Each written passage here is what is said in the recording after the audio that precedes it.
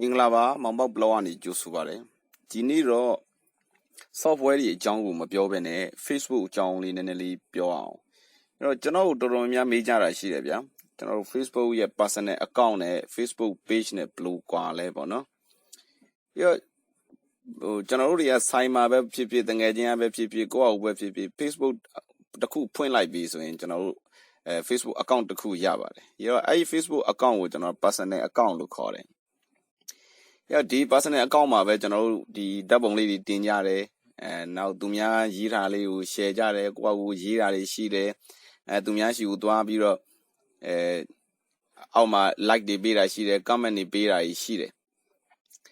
နောက်ဘယ်လိုကောမလဲကြိုက်မကြိုက်ပေါ့နော်အောက်ကနေ reaction တွေပေးတာရှိတယ်ဒါတွေအားလုံးကိုpersonal account တစ်ခုကနေလုပ်လို့ရတယ်အဲ့တော့ personal account ကနေတခြား group တွေဝင်ပြီးတော့လဲ group တွေမှာ share ကြတာရှိတယ်နောက်တစ်ခုကဟိုကနေ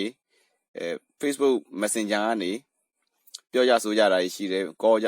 video call တွေခေါ်ကြတာရှိတယ်ပြီးတော့ personal account မှာဘာတွေပါလဲဆိုတော့ကိုယ့်ရဲ့ friend list တွေ friend တွေဘယ်နှယောက်ရှိနေပြီလဲဟလာဘယ်သူတွေနဲ့ friend တွေဖြစ်နေပြီလဲဆိုတာကိုကျွန်တော်တို့ကကြည့်လို့ရတယ် friend တွေလက်ခံလို့ရတယ် friend တွေ add လို့ရတယ်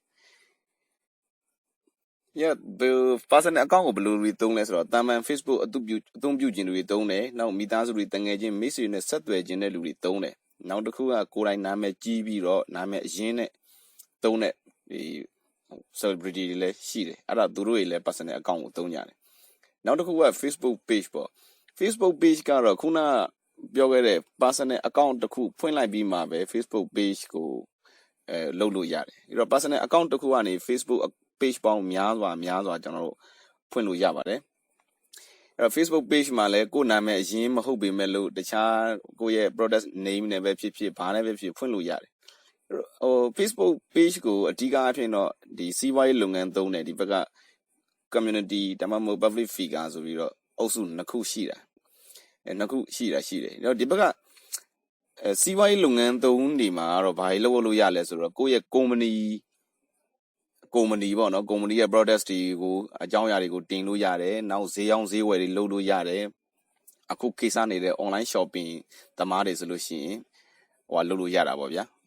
Facebook page ဖွင့်တင်တယ်နောက်တစ်ခုကအစိုးရအကြောင်းအစိုးရနဲ့ပတ်သက်ပြီးတော့တင်မယ်ဆိုရင် Facebook page ဖွင့်တင်တယ်အဲ့တော့စီးပွားရေးလုပ်ငန်းသုံးတဲ့ပတ်သက်လို့ကတော့ဒီမှာဓာတ်ရိုက်ဝယ်လို့ရတာရှိတယ် customer နဲ့ဓာတ်ရိုက်ချိတ်ဆက်လို့ရတာရှိတယ်နောက်တစ်ခုကကိုယ့်ရဲ့စီးပွားရေးကို Facebook ပေါ်ကနေကြော်ညာလို့ရတာရှိတယ်boost လုပ်တော့ခေါ်တာပေါ့ဗျာ personal account မှာတော့အဲ့လိုမရဘူးပြီးတော့ဒီဘက်ကcommunity community ဆိုတဲ့ဟာကတော့ခုနပြောတဲ့အထက်မှာပါသွားတယ် government အစိုးရကတင်မဲ့အကြောင်းအရာတွေအားလုံးဟာ page ထဲမှာတင်တာကောင်းပါတယ်ဘာလို့ဆိုတော့အစိုးရနာမည်တွေကိုနောက်အသင်းအဖွဲ့တွေအကြောင်းအရာတွေကိုလည်းတင်လို့ရတာရှိတယ်ဒါကတော့ကျွန်တော်ရဲ့page ပါကျွန်တော်ဒီထဲမှာနည်းပညာနဲ့ပတ်သက်တာတွေတင်တယ်တခြားသူများရေးထားတာလေးတွေကိုဒီဘက်မှာလာပြီးတော့တင်တာတွေလည်းရှိတယ်ဒါကတော့ page ပေါ့ခုနကစူးကြော်တုံးဆိုတဲ့အကောင့်မှာတင်လို့အဆင်မပြေတာတွေဒါတီးခြားခွက်ထွက်တဲ့အကြောင်းအရာတွေကို page မှာလာတင်တယ်စီးပွားရေးကြော်ညာလေးလည်းဒီမှာကို post ကို boost လုပ်ပြီးတော့ကြော်ညာထည့်လို့လည်းရဒါကတော့ page နဲ့ပတ်သက်ပြီးတော့ကောင်းကျိုးပေါ့နော် page ကတော့ဘယ်သူတွေသုံးလဲဆိုတော့အဓိကအဖြစ်တော့စီးပွားရေးလုပ်ငန်းသမားတွေသုံးတယ်နောက်တစ်ခုကစီးပွားရေးလုပ်ငန်းမဟုတ်ပေမဲ့လို့ဒီဘက်က public figure တွေခေါ်တဲ့နိုင်ငံရေးသမားတွေကနိုင်ငံရေးနဲ့ပတ်သက်တဲ့အကြောင်းအရာကိုတီးခြားတင်တာတွေရှိတယ်နောက်တစ်ခုကဂီတတို့လိုပကြီးတို့လိုအဲ့လိုပညာရှင်တွေကသူတို့ရဲ့ဂီတအကြောင်းတွေပကြီးအကြောင်းတွေကိုတီးခြားတင်လို့ရတယ်ရှိတယ်အကြောင်းနဲ့ပတ်သက်တာတွေတင်လို့ရတယ်ဒီလိုတီးခြားလုပ်လို့ရတယ်အဲ့တော့ Facebook personal account နဲ့ Facebook page ကအဲ့လိုကဏ္ဍနှစ်ခုကွဲသွားတာရှိတယ်ဒါအတူကျုံပြောပြတာပါနောက်ပိုင်းမှာတစ်ပတ်ကို2ကြိမ်လောက်ကိုကျွန်တော်ဒီ Facebook နဲ့ပတ်သက်တဲ့ knowledge လေးတွေကိုနည်းနည်းသိအောင်တချို့မသိသေးတဲ့လူတွေသိအောင်ကျွန်တော်ပြောပြသွားဖို့ရှိပါတယ်ဒီလောက်ထိကြည့်ပြီးတဲ့အတွက်လည်းကျေးဇူးတင်ပါတယ်